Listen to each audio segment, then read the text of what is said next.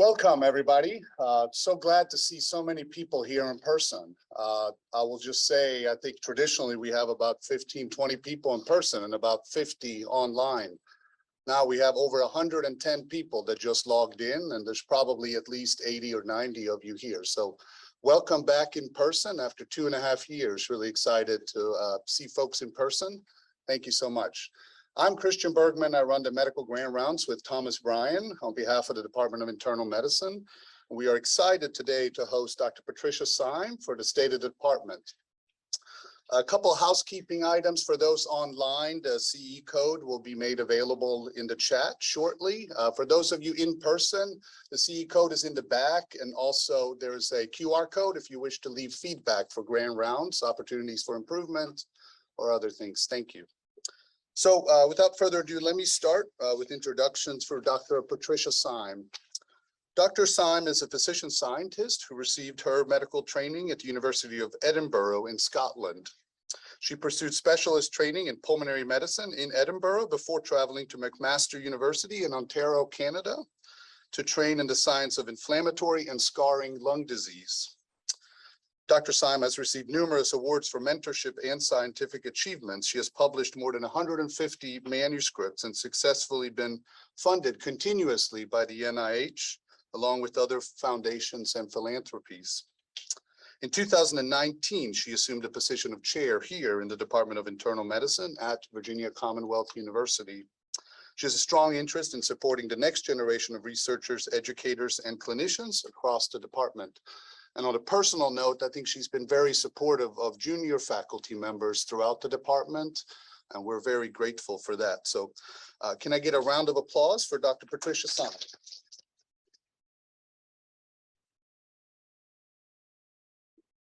Thank you very much. I am so excited to see so many people here in person and online, and I'm just thrilled at having had the honor to work with all of you in this room. It has really been an amazing time since I arrived in 2019, and I've come to value your personalities, your leadership, your integrity, and your sense of mission.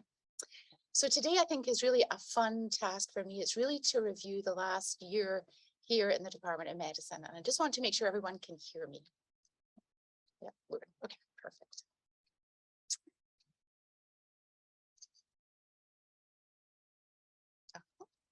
So I'm going to do an interpretive dance.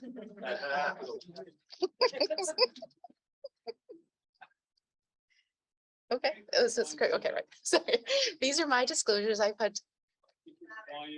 Oh, yep. So these are my disclosures. I'm funded by the NIH and industry and sit on a number of advisory boards for national committees. So what is the vision of the Department of Medicine? It's to educate the physicians and the healthcare professionals to provide superior and compassionate and innovative cutting-edge clinical care, and to disseminate cutting-edge research and scholarship, while all the time ensuring that we have elements of diversity and inclusion included in everything that we do.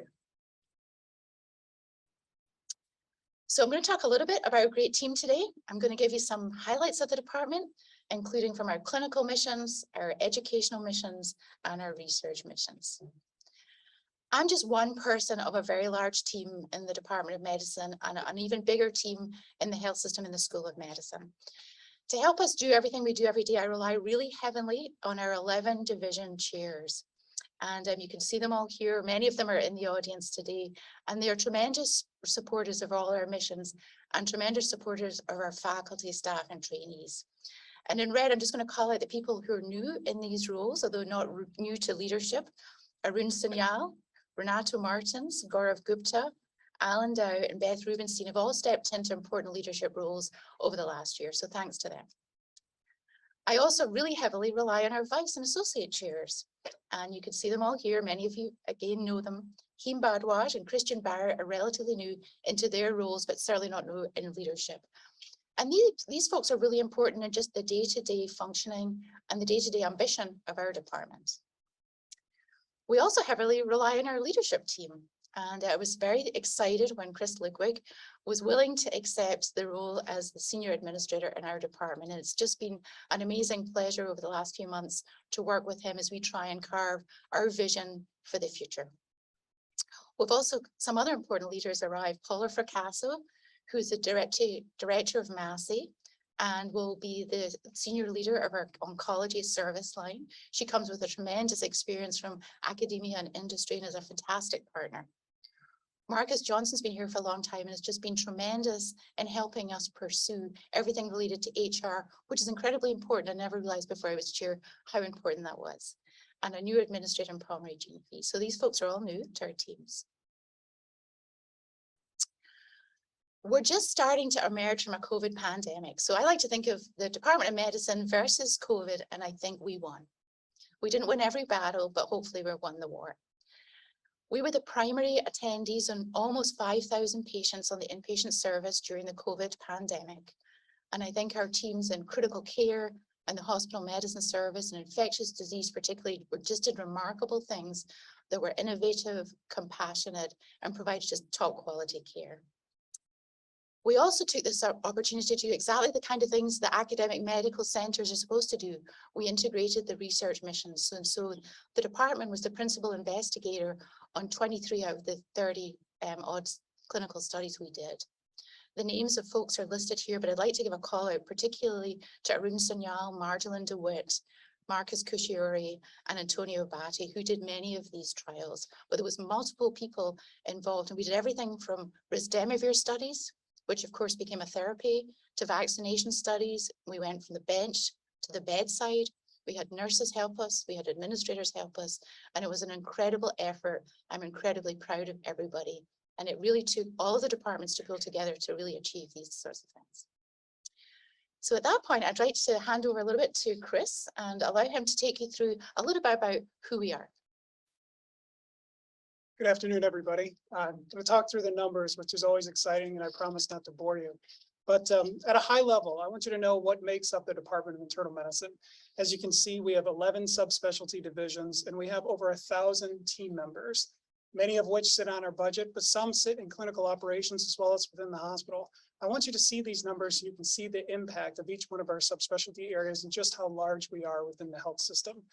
Additionally, as we think about our finances, and this is something that I'm quite proud of and hope to continue on with this trend, as we finished out FY22, we had a 1.7 positive variance in terms of our operating margin when compared to budget, which I hope is encouraging to those who are here as well, from both a divisional leadership perspective, recognizing how we're keeping things in terms of a financial sustainability perspective, but also to our health system partners in terms of the services that we're providing. And I think this is an incredible figure down at the bottom, rounding out a really important piece here. Nearly 1 million work RVUs inside of one fiscal year. That's really incredible. And I know that we don't live and die by work RVUs, but it's important to substantiate and pause for a moment to be able to recognize how much effort went into that volume. And so that's something that we have a tremendous amount of celebration for as well. All right, as we think about our clinical footprint, and as we think about how we're expanding our network and our partnerships, this is a high-level overview. Many of you are familiar with how we're growing, but it's important to look at this on the map and see where we are across the state. You can see our growth pattern across, of course, across some of our recent acquisitions and mergers, and you can see where we're going. You can see the different individual areas within which we are currently providing care and where we're also expanding. There's a lot of activity across our subspecialty areas and curious business development opportunities as we go into these different markets, and we're going to continue to see this expand over time. We've been busy. This is a snapshot of our recruitment slide over the last fiscal year. You can see that we've added 38 team members to our group. Very excited about these folks joining our team. This is a really important slide. I wanted to pause for a moment here as well and recognize Amber's contributions to this effort. This talks about our investment in our APPs. We wouldn't be here without our mid-level providers. As we think about their contributions to the team and how they help our different subspecialty areas, it's time, and this is something that we're doing interdepartmentally, and we've also seen this across the health system in the ways that we're investing within our APP team members. What we've seen and what Amber's helped us to pilot and to lead is a professional advancement program This is something that's early on in our history here at VCU, but we're really excited about this. And the feedback that we've received thus far has been extremely positive. We're seeing, as you can see here, that 67% of our APPs felt that this system would incentivize retention. It's really important during these very difficult staffing, challenging times, but it's also important to recognize and actually to point out and celebrate how much they do for our system. And we're very proud of Amber here and wanted to make sure that she was recognized. Okay, everybody understands this slide, and no surprise. There's been a few challenges over the course of the last couple of years, but there's also been some competing priorities. This slide and this was helpful as a visual, because as we think about what the department has done, and Dr. Sime commented on this earlier, much of it has been almost as if we've been climbing up a mountain. You've seen the different things that we've accomplished as a system, and we believe that we've helped contribute to those accomplishments within the department. We've seen, of course, the pandemic cannot be understated in terms of its impact over the last couple of years, but these monumental integrations across the system, the implementation of Workday, as we watched our new EMR go live, as we launched AOP, as we're about to launch the Children's Hospital in terms of that opening. And of course, we have to mention the Stravitz-Sanyal Liver Institute coming online. So excited about that development and where we've gone with that. This is just exciting to be able to share from a very high level how much we have been involved with and where the department is going and helping to contribute. Okay, as we pivot here and we talk a little bit about our clinical contributions, I just want to bring your attention to a few high numbers. Now recognize that these numbers here represent our ambulatory visit volume, but we're also heavily involved and actually staffed well throughout the hospital system. But this is an important slide for us to be able to look at and to be able to see the contribution in terms of those number of visits across our ambulatory environments. Predictably, as you can see here, these numbers have continued to rise as we've hopefully been coming out of the pandemic. And this is very encouraging to see these year-over-year trends. Additionally, we're seeing similar trends within our productivity, and just recently touch on meeting nearly that mark of almost 1 million work RVUs in the last fiscal year. You can see these trends over time, which are also predictable, and we've seen throughout the health system as well.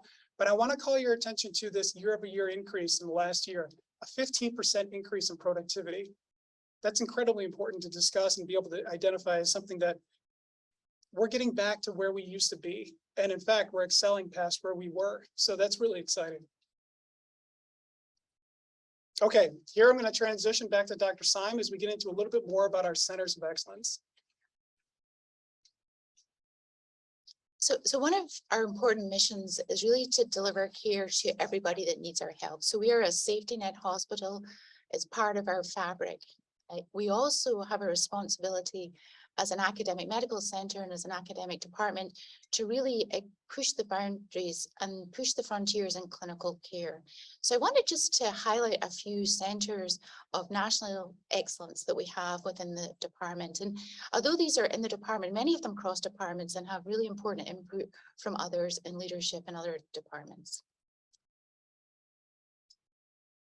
So transplant volumes, VCU is a very important transplant center. We do high levels of transplant volumes, and I thought it would be interesting to show you the growth of transplantation led by Marlon Levy and his team. And obviously this is a partnership between surgery and medicine and many others. And you can just see how our increase in volume has occurred over several years. We now have almost 300 kidney transplants. We're heading towards 200 liver transplants and multiple transplants with excellent outcomes. So it's not just numbers, but it's outcomes. We're the third highest liver transplant volume on the East Coast and the 10th for kidneys. So these are really busy services where we can really do, I think, important clinical work. We can help drive standards of care, and the research and training opportunities for us too. Our renal transplant physicians, I think, are doing a fabulous job of integrating outcomes and research endeavors with transplantation programs. And here's just a couple of examples. Our Apollo program, which looks at transplant outcomes as part of a big national consortium. And then studies looking at immune tolerance in patients with kidney and bone marrow transplants. And these are exactly the kind of things I think we can contribute to as a health system. Cardiology is one of our big divisions, do amazing work, and I'm so proud of them. They've been ranked in the top 50 in the United States and best in state. So that is tremendous achievement. Again, partnerships with cardiology and with cardiothoracic surgery are very important here. They've also won gold awards from the American Heart Association, the American Medical Association for blood pressure control. They've got designations for chest pain and MIs, and we're incredibly proud of our cardiology division. Pulmonary and critical care, my own specialty. We have a number of nationally recognized centers, and I thank Pat and Anna Simca and my colleagues in Pulmonary for their leadership here. We have a national cystic fibrosis center of excellence, a national AHA accredited pulmonary hypertension. We're one of 14 world sarcoidosis centers. We have a very robust intervention pulmonary program. We've just been given national accreditation for our interstitial lung disease program. And we have reaches to global health with Peter Jackson and Amir Saeed. We do lots of really important work and difficult work with challenging patients with challenging conditions in bone marrow transplantation and cellular and immune therapy. I'm very happy that we've got distinction in these areas, and it's a really growing and important area of medicine. And of course, with the arrival of Rob Wynn and now Paula Fracassa and our colleagues in hematology and oncology and other departments, including radiation oncology and surgery and OBGYN, we've been making a big effort to have recreditation as an NCI comprehensive cancer status. We want to go from designation as a center to comprehensive status. We just had our site visit. It went incredibly well. And I think it went incredibly well because of you and your colleagues. We've increased funding, as you can see here, from 7 to 11 million NCI funding and overall total funding from 17 to almost 27 million. And importantly, we've been able to offer our patients more and more clinical trials. And you can see the clinical trial growth, which is very important. We have a score, which is extremely competitive, and I think you should all expect to hear good news in the months ahead. Models for care are evolving, and that's one of, I think, the great joys of medicine. As we see needs, we can start to rise to the challenge. And so I think we're starting to figure out how we're going to take care of patients when we have a hospital that's always full. How are we going to keep people in the environment? We're partnering with hospital medicine and the health system to start a hospital at home program. Mike Russo's been very involved in this. I think this will be a great way to take care of less acute patients in a comfortable setting in their own home, and we know outcomes of these programs can be excellent. Our geriatric teams and our palliative care leads are leading efforts in hospitals at home. We have remote monitoring, which is going to help with all of these initiatives. And digitally enabled care will probably allow us to reach more patients in more locations across our region. We have to pay attention to our diverse populations. We take care of very diverse populations in our state and our institution. And we have to think about bundles and value-based projects going forward. And we have examples of those in geriatric medicine and primary care within the department. But of course, we need to celebrate our teams, because none of these achievements and none of this kind of delivery of care to patients, which is why we're all here, happens without our team members. So we'll have a special celebration in December to acknowledge people who've been given promotion from assistant to associate professors. You can see them here, and I hope you'll congratulate them as you meet them in the corridors and on the wards. We have promotion to full professor for several people, Dr. Budahar, Dr. Lee, and Dr. Gupta. And of course, Dr. Rob Wynn, who was also obviously a full professor when he arrived, but now has tenure at our institution. We also want to celebrate successes of those who won awards and been acknowledged by the School of Medicine. Dr. Chris Wise was awarded the Distinguished Clinical Award, no surprise to all of those of us who work with him. And for educational innovation, Kim Pedro. Dr. Danny Noriega, who's really the face of our palliative care program, was awarded an excellence in clinical teaching from the School of Medicine. Fadi Saloom, who is just an outstanding researcher and mentor, was given an internal award from the department, the Tom Contas Mentoring Award.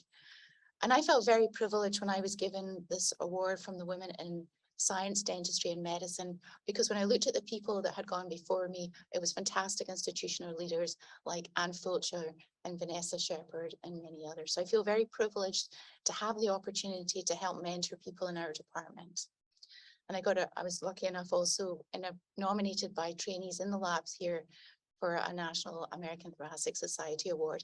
And these are really not personal awards. These are awards that belong to everyone that we work with together. We have fantastic educators. We have a number of people who won School of Medicine awards for their role in leadership and teaching within our institution. And you can see the awardees here. We mentioned before how important mentoring is, and we have some incredibly talented senior faculty here. They serve our national committees. They lead change in clinical practice. They bridge research. They bring in NIH and NSF funding. But we also have incredibly talented junior people. And there was too many of you for me to highlight, but I just picked one or two people to highlight, but understand there are many more in our department. And it's something which I'm incredibly grateful for because you are our future. First, Sumaya Abbasi. So Sumaya is one of our hospitalists. She came in 2019, traveled from her homelands and family in the UAE, and has developed really significant interests in cirrhosis, NASH, and non-alcoholic fatty liver disease and transplantology. She won an award as an emerging liver scholar. During the COVID-19 pandemic, she stepped up, created a biobank that many of us have used for research purposes and have led to papers and funding. And she started a scholars program with the GI Society, which was funded. And I'm pleased to announce at 3:15 a.m. this morning, she sent me an email that said, we've just gotten funded for a similar program in the Department of Medicine. So congratulations to her. She's a nocturnist, so she was actually, I think, up at 3:15. And I didn't see it till 5:15, so still it's your viewer. Amon Ashkapar, gastroenterology, hepatology, nutrition, another of our stars, came from Mount Sinai just a year ago, has already received a Faculty Excellent Awards in Teaching, is an associate program helping to mentor our GI fellows, and is really going to, I think, push the boundaries of clinical trials in alcoholic hepatitis. So we're excited for the contributions he's going to make. Wendy Boyner joined cardiology in 2020, having completed fellowships at Louisville and Vanderbilt, and has research interests in cardiovascular disease and cancer survivors.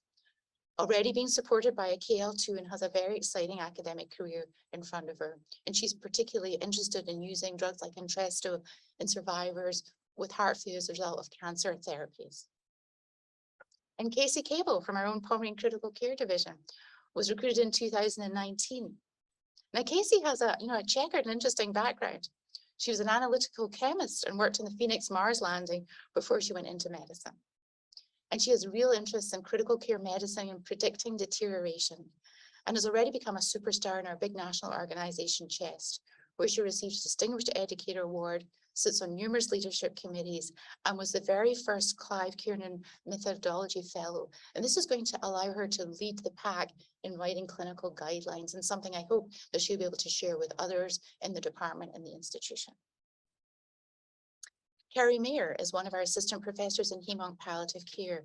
She came to us from Arizona and has a focus on acute leukemias. And I can't tell you how hard this physician works. She is absolutely amazing and was just highlighted at the recent ASH news because it really changes in clinical practice that may well result from her efforts in acute leukemia. So we're incredibly grateful for your wisdom and your enthusiasm to care for this very sick group of patients, Carrie. Not only do we have to deliver great care, but we also have to do it with quality and with value. And there's been lots of initiatives, of course, with a change in leadership in our quality and safety. And the folks here are all part of the Institutional Quality and Safety Committee, but all reside with a primary appointment in the department. So Dr. Muniz-Price, Dr. Bierman, Dr. Schoenard, Dr. McIntosh, Dahl, and Miller all play really important roles within our department, but they're going to now use their expertise across our system. You can see kind of areas of focus that we have as an institution, and you can see where the Department of Medicine, I think, is leading some of the important projects in med reconciliation, medication safety, in handoffs, in sepsis, and in communication escalation. We like to pilot quality initiatives in the department because we think they're important, because pilots can lead to important change. And here are just a few in the department that we've done: infection prevention and hem-onc palliative care, DNR reviews, why is that important? Well, it really allows us to identify patients that might benefit from an early palliative medicine consult. And about 46% of these patients who have a DNR are now being seen by palliative care. We want patients to have a good experience with us. I'm very proud of Cardiology. Through some concerted efforts, we're able to increase their HCAP rankings. Pulmonary critical care have done some investigation of reducing time on ventilators by increasing spontaneous breathing trials and documenting this.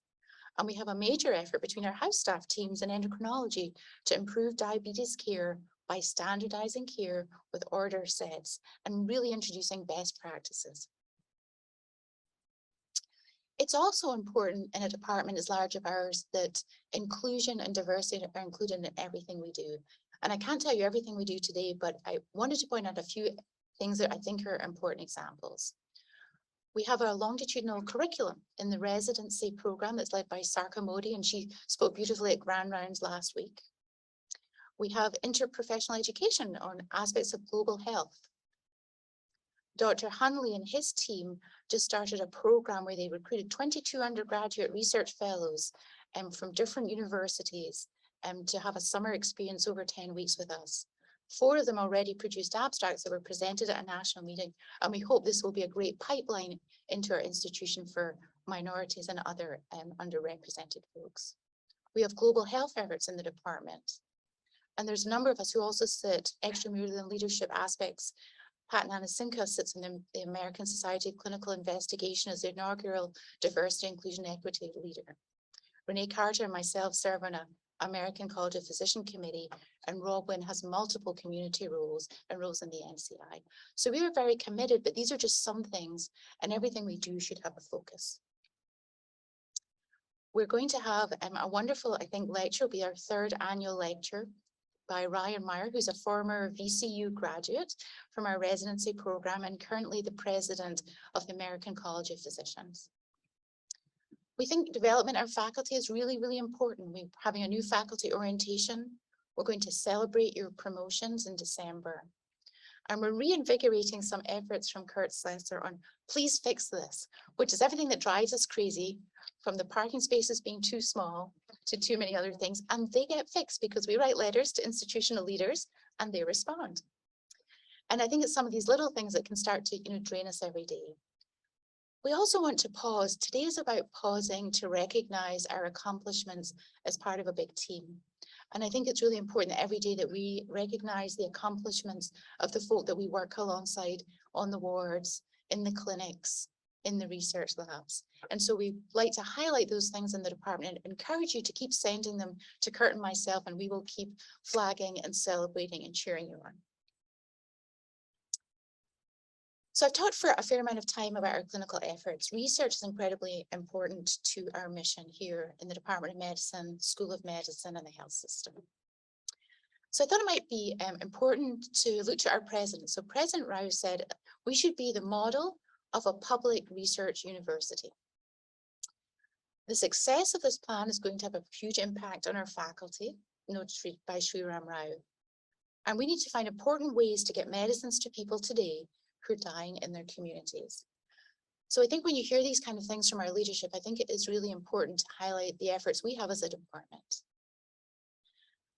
This was something that Dr. Sanyal drew my attention to, and I am just astounded by this. Stanford University has put together a list of the top 2% of researchers in the world in their field. And I can't believe that we have 28 of those in our Department of Medicine. And this is the top 2% in the world. Some of us are number 1 and number 2 here at VCU. Dr. Sanyal is number 1 and is in the top 0.1% of all researchers in the world. So I think this speaks incredibly to these individuals and to the support that the institution has given them over the years so that they can really be national leaders, thought leaders, and innovators in their space. And these are the remaining folks. And you can see that a number of our leadership team are involved in these. And I just wanted to really reflect what a tremendous effort that is. And so I'm thankful for all of you, and hopefully we will continue this tradition. What about funding? You can't do research without dollars. And I'm pleased just as our clinical missions have expanded to report, despite a pandemic And despite the fiscal restraints that all academic medical centres are under, we've been able to continue our growth of extramural funding. And we're now at $43 million in the last year in the Department of Medicine. And so I really congratulate everybody from the administrative teams to the clinical coordinators to the PIs and everybody that's involved in these efforts. This is how it breaks down by divisions. We have 11 divisions, and you can see each of these is a year. Cardiology, gastroenterology, hepatology, nutrition, and hemonc, and now infectious disease are some of our biggest resources in terms of bringing in dollars. There's important research goes in all of the divisions. So this is just by money. It doesn't necessarily reflect all of the impact that goes into this, which is enormous across all divisions. Much of our funding comes from the National Institutes of Health, about 47%, with another 5% from other federal agencies. So that represents more than 50% from federal agencies. We have industry partnerships for about 30%. And you have to have a lot of shots on goal to get this kind of funding. So over the last year, we've submitted 201 proposals. Of course, they don't all get funded, but some of the great ones do. So how do you disseminate the important knowledge that comes from this research? Well, we talk at meetings, we share with our colleagues, and we publish our data. And this is probably an underestimate, but we think we have at least 430 or 40 peer-reviewed publications in the last year from all of our divisions.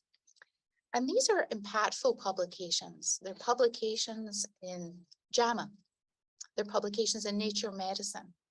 They're publications in Nature Communication and CHEST and the American Journal of Transplantation.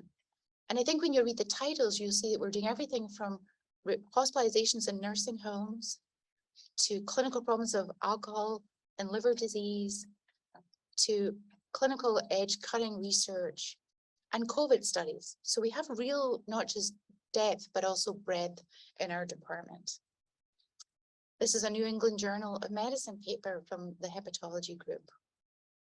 We need to think about aspects of inequality, and here's a publication from the Journal of Hospital Medicine looking at race adjustments in spirometry and the implications of that.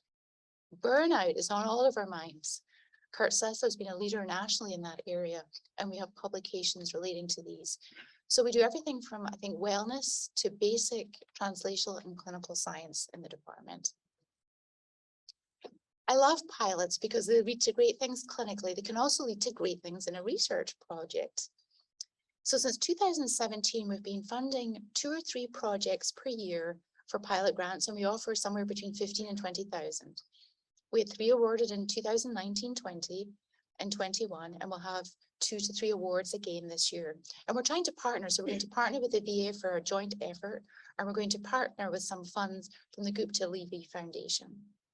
What's amazing about this is the productivity. So since 2007, we've had 2 R01s, an R35, a KL2, an American Heart, an American Cancer Society, and one industry makes $12 million from an initial investment of 165,000, which is a return on investment of 75 to 1. So if I could get that in the stock market, I'd be pretty happy. So congratulations. And I think importantly, these pilots will lead to sustained productivity for patients and sustained productivity for the investigators. So I have to take a moment, because this was a moment when we came to realize that we were going to be able to really, I think, envision the Stravitz-Sanyal Liver Institute. This was, I think, a long time in the making, supported by incredible intellect and, most importantly, outcomes for patients, that led one of our own, Todd Stravitz, to kindly in his foundation gift us $104 million with a really, really important vision.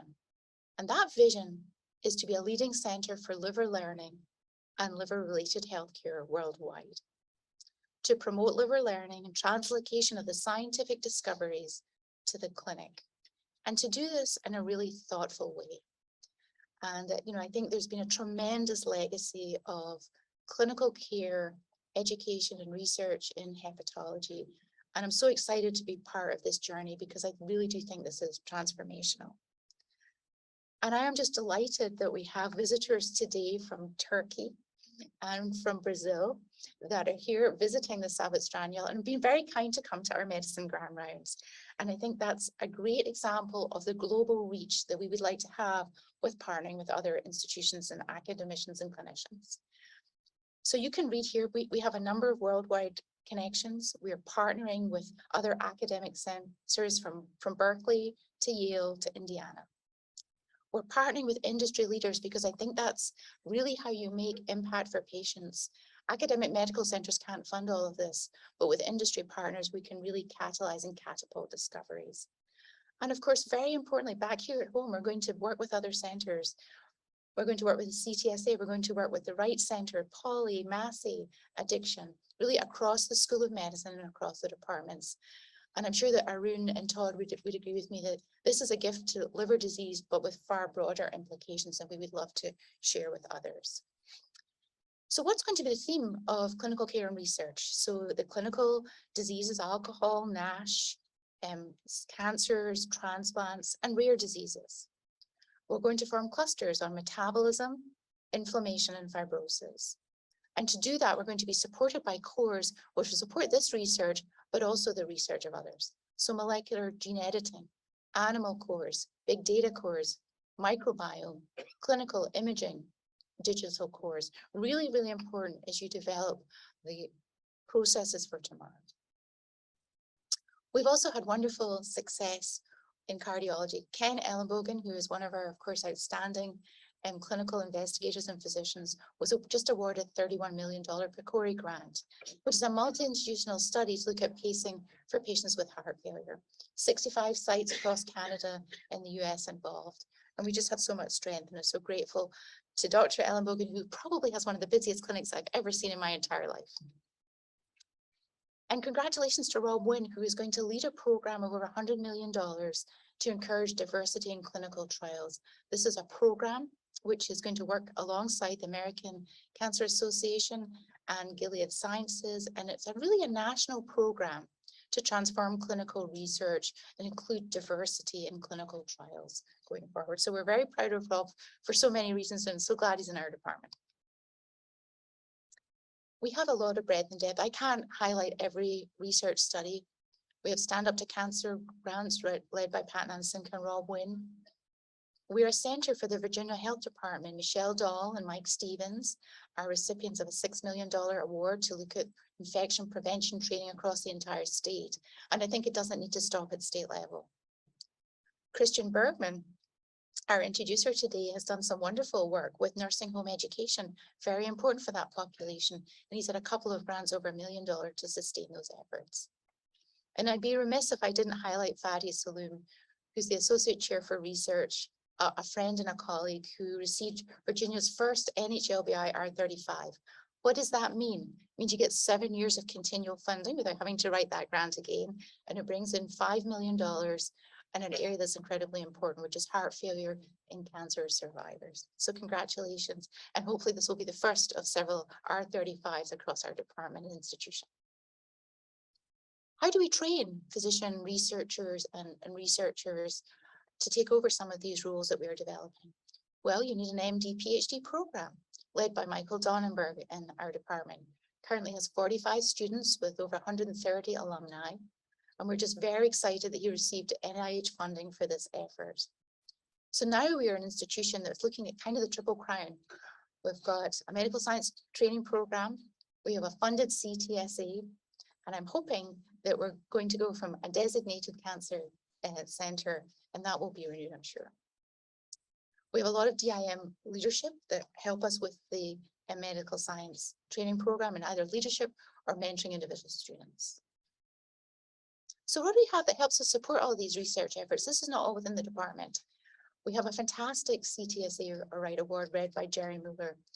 And we have several people in the department who played important leadership roles there: Richard Sterling, Arun Sanyal, and Pat Nansenka. Initially funded in 2010, was submitted again for competitive refunding And a little birdie told me the score is great. So we are looking hopefully for another 7 years of funding and almost 28 million. This gives us incredible infrastructure for clinical research. And I think it's been foundational in many of the successes we have had in the department. So we're delighted to continue to partner as closely as we possibly can with the CTSA. Within the department, we've tried to help people with their protocol development. It can be challenging to produce IRB protocols. And so we put together a PROC modeled after one that was set up in pediatrics. The real reason we did this was to try and help people expedite their applications for IRB approval with 4 different categories, and we have experts helping. And then we're going to track to make sure that people are enrolling, that these studies remain financially viable, and so we can be fiscally responsible. It also lets us as a department capture all the research that we're doing. So whether it's a quality study or a funded study, we'll be able to capture everything much more accurately. To do all this, we need biostatistical support, and there's lots available. I've listed them on this slide in case you need biostatistical help for your studies. And we actually have a part-time biostatistician in the department, something I'd like to increase in effort. Philanthropy has been incredibly important, I think, to the School of Medicine in generally and the institution. And we've clearly had just an amazing success with the Stravitz-Sanyal Liver Institute, but we've also had other really impactful gifts to the department. Hematology oncology have secured 21 million, and that includes MASI funding directly to the department. Cardiology, 2 million this year. Allergy, rheumatology, immunology, $1 million this year. And importantly, our trainees I think are very important in this. They often give back, and we have double the rate of trainees in the department giving back than any other area. So I'm very proud of the efforts of all of you in philanthropy. This is a very important aspect of our department. It's a way for people to give back and have meaning for things that sometimes have happened in their lives. And it really reflects your care provided to patients. We're excited to develop new endowed professorships, and these are really important. Endowed professorships allow people the intellectual freedom to pursue things that they might not be able to do otherwise. We have the Stravitz-Sanyal Endowed Professorship in honor of Arun. We have a new endowed professorship in pancreatic research, the Schultz Chair. We have a new Ken Ellenbogen Chair, again acknowledging the wonderful contributions Ken has made. And although Phil Heileman is not in our department, he works very closely with the Liver Institute and is in microbiology and immunology, and we have an endowed professorship that will sit here. So year over year, we're doing really well with philanthropy. I'm very grateful for those that have received training in philanthropy and encourage those who haven't to join our Philanthropy Academy. And I think what's really important is that we tell these donors what we're doing with their funds. I think the donors really appreciate when we include them as part of our team, because truly, I view them as part of our team going forward. We also want to expand our ability to train people and to increase our ability to acquire big program grants. Cardiology started an undergraduate R25 program, which was funded in 2022, that allows that summer experience I mentioned. We're preparing a cardiopulmonary pre-doc right now. We have a pulmonary critical care T32, which is in cycle and in preparation again. We're encouraging our junior faculty to submit NIHK awards and other mentor career awards and trying to give them the support and mentorship that they need to be successful. And we really would like over the next couple of years to develop multi-investigator, multidisciplinary program project type grants. And we're going to put in some infrastructure to assist with that. There's so much to talk about in research that we're actually going to have a special research retreat off-site in December 2022, so more coming on that. And finally, but certainly not any less important than any of the other missions, are our teaching missions. I think many of us in academic medical centres feel we're here to take care of patients, but also to teach the next generation and to learn with and alongside the next generation. And I think it really is, the educational programs are really one of the crowning accomplishments of the department. So we've had some leadership changes in those overseeing our medical student clerkships. So Nate Warner and Pat Fadden have taken over the M3 clerkship, and David Jesse is the acting internship director. And from the class of 22, we have 45 medical students who are applying to internal medicine programs. The residency is doing a great job. Special thanks to Becky Miller for her role in championing all of the efforts for the residents. The residents do an incredible job. We love working with you. You do incredible things to take care of patients every day, and you help advance our other missions. You also do pretty well in your exams. So our in-service training exam, the percentile ranking was somewhere between 70 and 80 over the last few years. So keep it up, it's good. Where do our trainees go? Where do our residents go after they're completed their training? Well, this year, 12% will stay in primary care, 27% will become hospice, and 61% of our graduating class will go on to pursue subspecialty fellowships. And they're going to great places. The match was hugely successful. They're going to places like Duke. They're going to Virginia Tech. They're staying here at Virginia Commonwealth. They're going to USC San Diego. They're going to Wake, Georgetown, and they will make us proud. And hopefully some of you will come back. It's important to have fun. You know, I think as a department, we work hard, but we also have fun together. And I think that personal connection for all of us is incredibly important in our day-to-day working lives and in our happiness. And so it was just great to be able to do an in-person graduation ceremony this year as we celebrated our residents. The residents nominate Department of Medicine teaching faculty, and there's recognition of excellence in teaching on inpatient and wards. There's recognition for divisions. And I do have to point out, because I'm a pulmonary critical care physician, we won again. Come on, you guys. But we're incredibly proud of all our learners.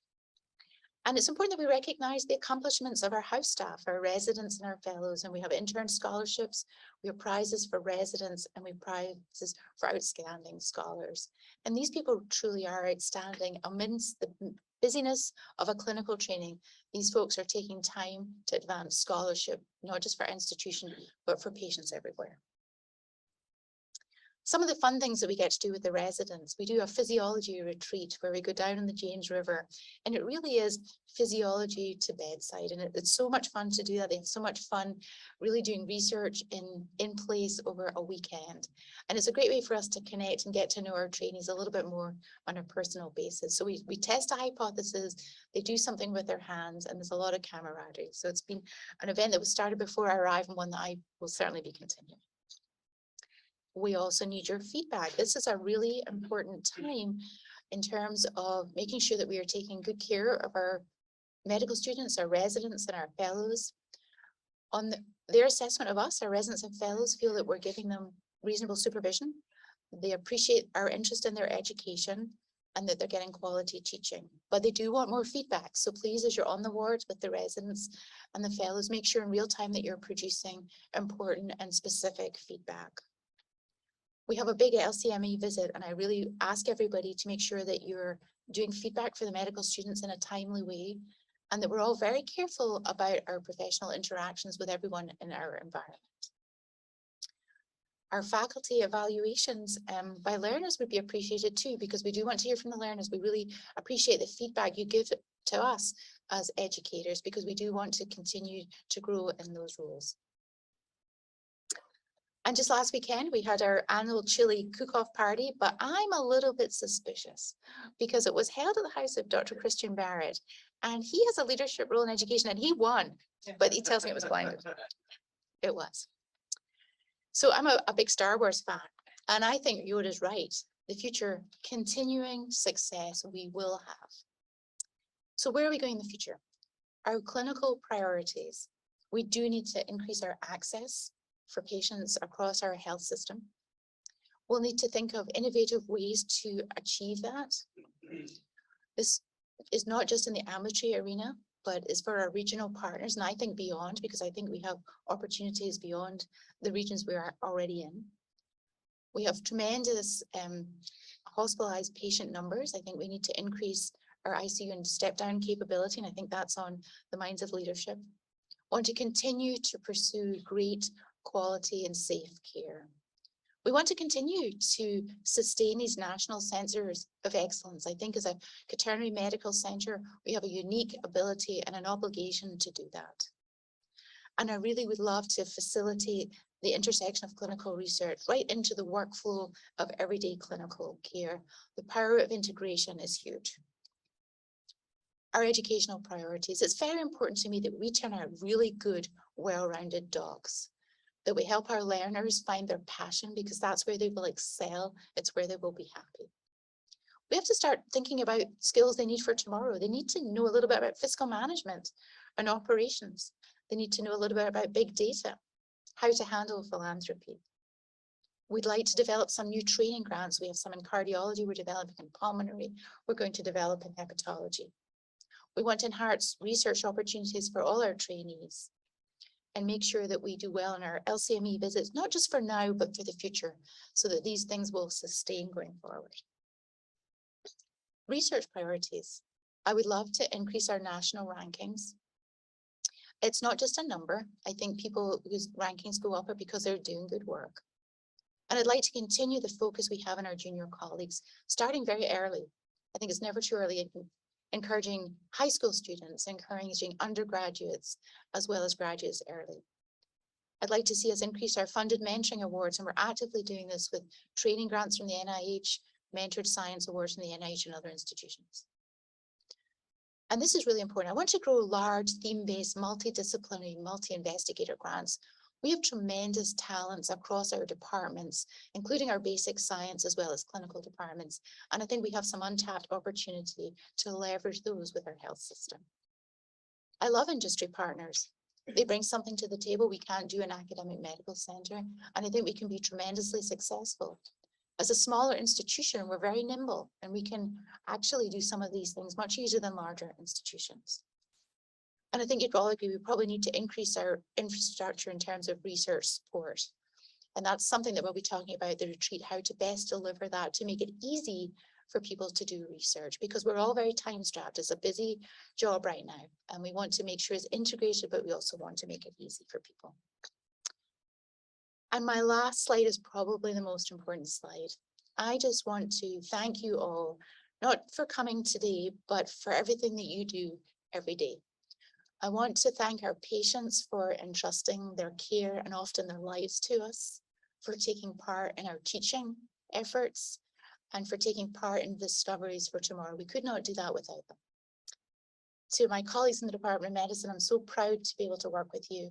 To my fellow chairs that come today, I'm delighted to work with you. And to our institutional leadership from the health system, from the School of Medicine, we appreciate your support every day. We could not do this. And I really want to thank our trainees for bringing your enthusiasm, for trusting us with your professional careers. I think despite all of the stresses and strains of a health system right now in 2022, I think you're remarkable colleagues. We're doing great things, and I have absolutely no concern we will not continue to do wonderful things in the years ahead.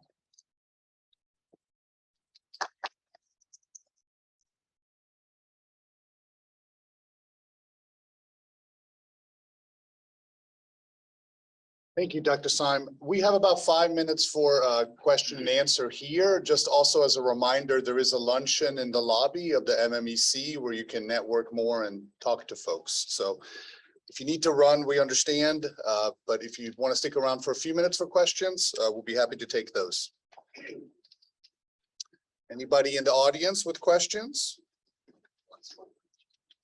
My strategy was brilliant. If I talk, you can ask me the difficult questions.